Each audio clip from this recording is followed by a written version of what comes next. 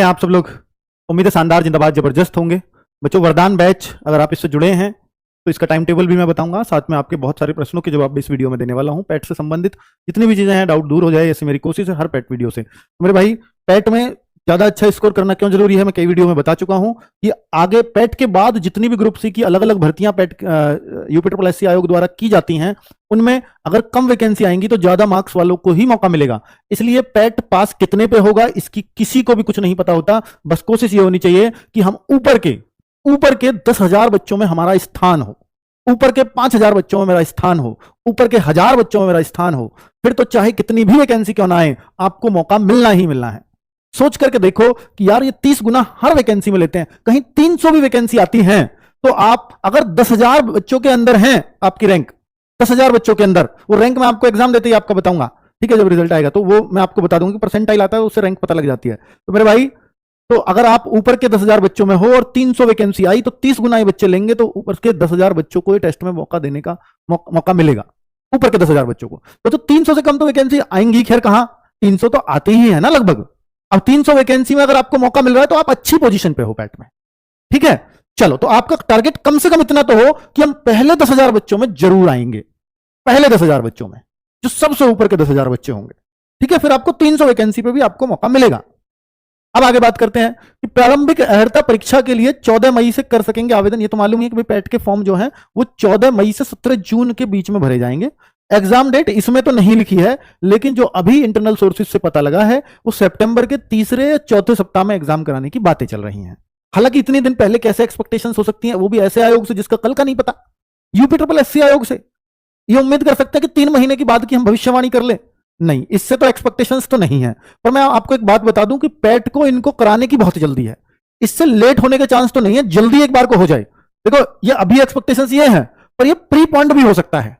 Pre point क्योंकि लेखपाल की भर्ती का इनके ऊपर प्रेशर है, तो एग्जाम जल्दी करा। पर एग्जाम जल्दी भी कैसे कराएं? 17 जून तक तो इन्होंने क्या फॉर्म ही भरवाने हैं। अब ये फिर एक कंपनी को ये पूरा डेटा भी देंगे जो इन्होंने तय की होगी एग्जाम कराने के लिए, वो भी तो 1-1.5 महीना मांगेगी ना, और 1.5 महीने बाद ही तो सितंबर शुरू हो जाएगा, 17 जून के 1.5 महीने बाद।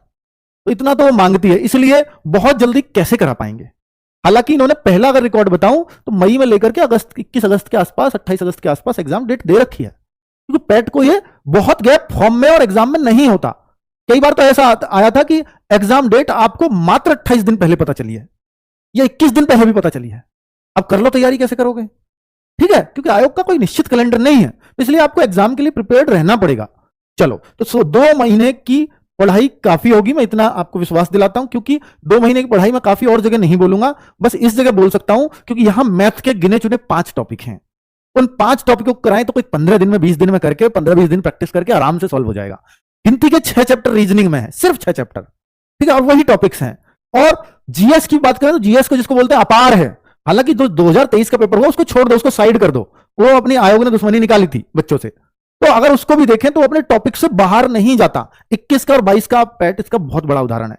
23 के पेट के लिए मैं नहीं कहूंगा, हालांकि वो टॉपिक में ही रहा, पर ऐसी ऐसी चीजें पूछ ली जिसका कोई बेतुका चीजें भी पूछी गई हैं उसमें, ठीक है? तो गांधी जी के प्रश्न की तो अभी तक भी चर्चा है उस पर, ये ऐसे कौन पूछता है, तो वो उस तरह की चीजें बच्चों। तो कुल मिलाकर के अगर हम देखें तो भाई ये 2 महीने की तैयारी इसके लिए मोर देन सफिशिएंट होगी। अभी मैं कुछ जरूरी बातों का जवाब दे देता हूं कि कितने दिन में कोर्स खत्म होगा। अगर वरदान बैच की बात करूं तो मेरे भाई, वरदान बैच जो खत्म होगा, हमारा टारगेट है इसे 2 मंथ में कंप्लीट कर दें, शुरू करके 2 मंथ्स के अंदर।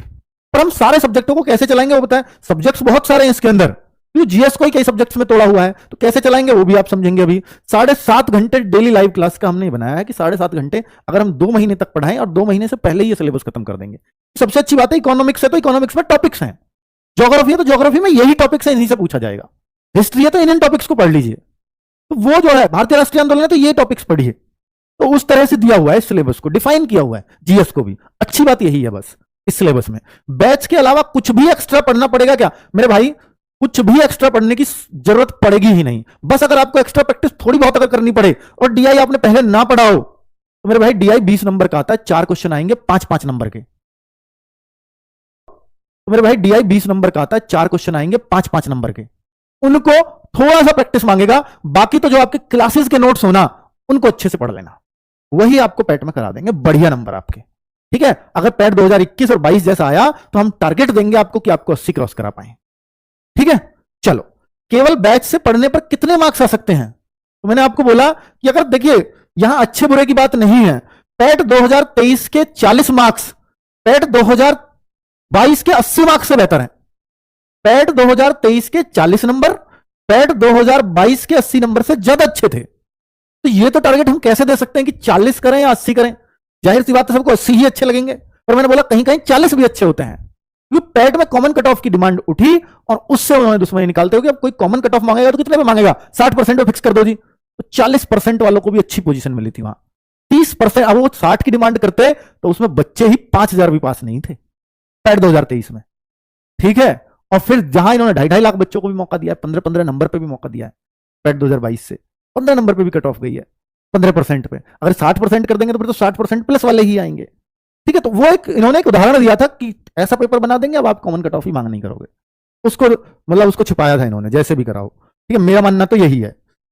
चलो, तो बैच के अलावा कुछ भी एक्स्ट्रा पढ़ना नहीं पड़ेगा, मार्क्स आप टारगेट करिए, क्योंकि मुझे नहीं लगता कि 23 के जैसा पेपर अब दोबारा कभी रिपीट होगा कि उस मांग को दबाने के लिए किया गया था वो काम। 21 और 22 जैसा पेपर आएगा तो आप 80 मार्क्स तक टारगेट करेंगे अपने मॉक टेस्ट में, और हम 23 जैसा पेपर मॉक में भी नहीं बनाएंगे, ठीक है। मॉक टेस्ट हर संडे सुबह 6 बजे होगा। इसको अब बच्चे, जो बच्चे फ्रेशर हैं वो मेरे भाई एकदम से मत लग जाना मॉक देने, पहले अपना सिलेबस कंप्लीट कर लेना, उसके बाद 1 महीना खूब मिलेगा मॉक के लिए, तब लगाना आप। क्योंकि अगर आप शुरुआत में लगाओगे तो हो सकता है डिमोटिवेट हो जाओ थोड़े से, और वो आपके लिए खतरनाक स्थिति होगी, है ना। चलिए, लेखपाल की भर्ती सबसे बड़ी भर्ती अगर पैट के थ्रू मानी जाती है ना, वो एक सिंगल भर्ती पे बच्चों का मतलब इस पे क्रश होता है, इस पे मतलब यही चाहिए, ठीक है। तो मेरे भाई पैट 2025 से उम्मीद है कि लेखपाल की भर्ती अब आए।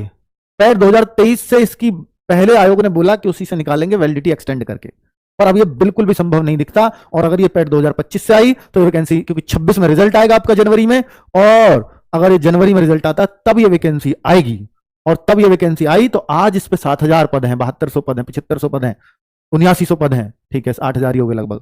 लेकिन ये 10 प्लस पद होंगे उस टाइम पे, 10,000 प्लस, बहुत बड़ी बात है ना। तो जो अच्छी बात यही है कि मेरे भाई अगर आप इस पैट को पास कर लेते हैं तो आपको एक बहुत